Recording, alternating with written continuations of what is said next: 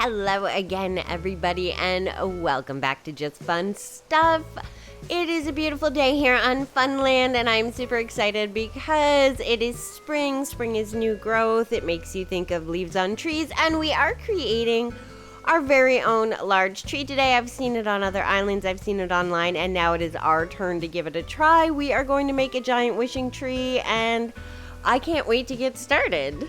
So, like most builds, cliff sides are needed. In this case, it's kind of dual purpose. It's for the backdrop and to create kind of the area, and we also need it as placement for the first tree in our set of trees to create the giant tree. Now, this is where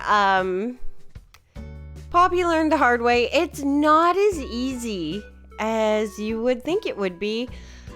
There was a lot of you can't plant here and trees being too far apart or kind of just off a little bit and not quite in the right spot. So there was a lot of trees being planted and trees being dug up. But after about the 5th or 6th attempt, we got it down. So Poppy stops for a little dance break because we were pretty proud of ourselves.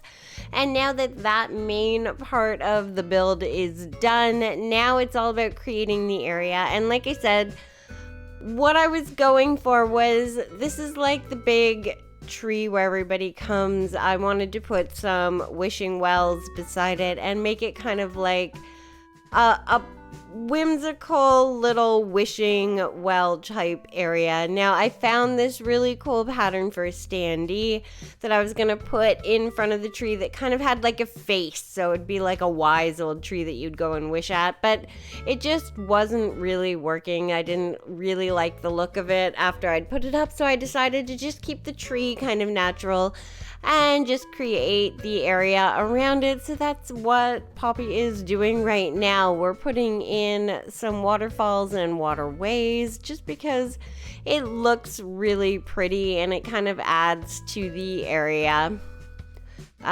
Putting up some hedges as we speak because we need to cover up those tree trunks and kind of, again, we're giving the impression that it's one giant tree, not a bunch of trees put together, so the hedges cover it up.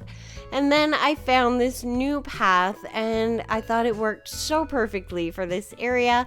I don't have any other stone paths anywhere on Funland, and when I saw this one, it fit the whole idea that I was going for, the whole whimsical wishing area with the swirlies and the sparkles, and it's just so pretty. Not to mention it goes so well with the simple wells that we're putting up because, again, it's a wishing tree and you gotta have wells to wish at.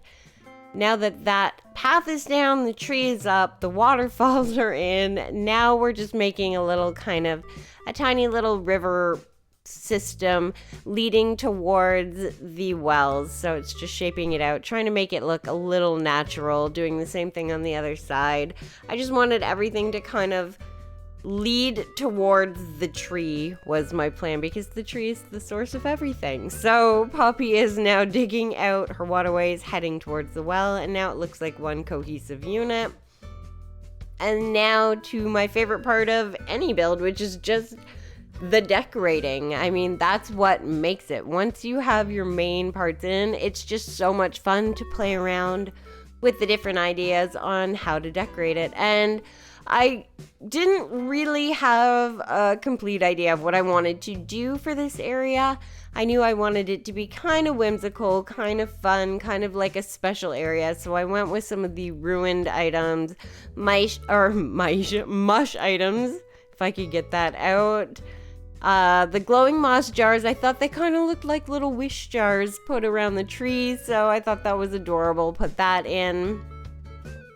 And then the white picket fence. I have not utilized the picket fence as much as I should. And now that we can customize the colors, I think it's such an amazing understated add-on. So white picket fence around it, putting in the cypress plants. We have so many new potted plants now that we can use after the update, and trees and amazing things. But sometimes old school is the best, and there's nothing better than a good cypress plant. So putting in plants, lots of mush lamps, lots of street lights, because obviously if you've watched any of my other videos, you've heard me talk about I love this game at night, and anywhere that I can add a ton more light, that I'm going to do that. So definitely adding tons of mush lamps and lanterns and street lights. And of course the cherry blossom branches. I don't know, there's something about them. The pop of pink in and amongst the browns and greens that I was using for this particular area, I just love it. I think it looks so good. More lighting. Then I took a look, kind of, panning up towards the area, and I wasn't feeling it. I like the little decorations in behind, but I wanted it kind of more enclosed where you couldn't really see through. I wanted it to be more full behind the tree. And because we're already on the second level of Funland, the third being where we put the first tree when we planted it, I can't build up anymore. So my next option was to use the castle walls, because again, I love the mossiness of them. The height was perfect. I didn't go with the medieval building side. I thought about it, but I didn't want any of the big windows. I kind of almost wanted it to look like just a flat wall behind where this tree was, almost like an old broken ruined wall. So that's what I went with. I thought it looked really cute behind, created the area. Now back to my favorite part, which is the decorating. So lots of plants, lots of mush lamps. I want it really lit up at night. The giant vines, I mean, where don't they look good? They're like the most random item that is so beautiful. And I did them in the brown, same with the topiaries, because again, I had a color scheme I was going with here. The tree is so big and bright and green. I wanted the other colors to be kind of understated and kind of muted, because I want the tree to pop. The tree is the focus. Everything else around it is just the decoration. So now we are just fiddling with our path a little bit more, because I kind of wanted it to lead towards where those vines were, just because it made more of a finished look. Adding in a few more vines, taking a look at what's going on. More decorations. I think I added mum cushions, some of the ruined seats, just because I like them and I like the rocks. I think they look really pretty. Grass standees, can't get enough of them. Same with the hedge standees. I mean, we could use actual items, but the standees are cute and they serve their purpose. Mush partitions added as well, just to kind of close off the front of the area. I wanted a lot of decoration behind the path and in front of the path, but I wanted the path to remain kind of clear. At this point, I didn't realize that Molly had got herself stuck in behind where I had put the little riverways, so I kind of had to fill that in a little bit so that at some point Molly would be able to make her way off, so I will fix that later.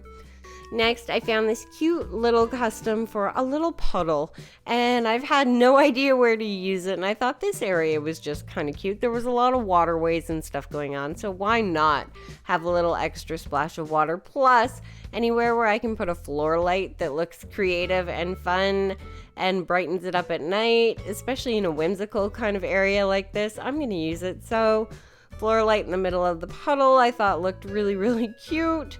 I had some extra floor lights too, so I put them behind the wood partitions, because it kind of gonna add a beam of light that's where the wells are a little bit, so at night you're really gonna see that shine up, and it's kind of gonna make that well area a bit of a focal point too. And there you have it. We have completed our wishing tree area. Again, a fun little whimsical area. Not too crowded, but not too understated. The tree looks great. I was so happy with the way it turned out. The browns, the greens, everything just kind of works and pops. I'm super happy about the way it turned out. I hope you guys like this video as well and the build that we created. If you did, don't forget to leave a thumbs up, subscribe to the channel if you've already subscribed. You are amazing. Thank you so much. Truly do appreciate it. And we are definitely going to be back with more Animal Crossing videos.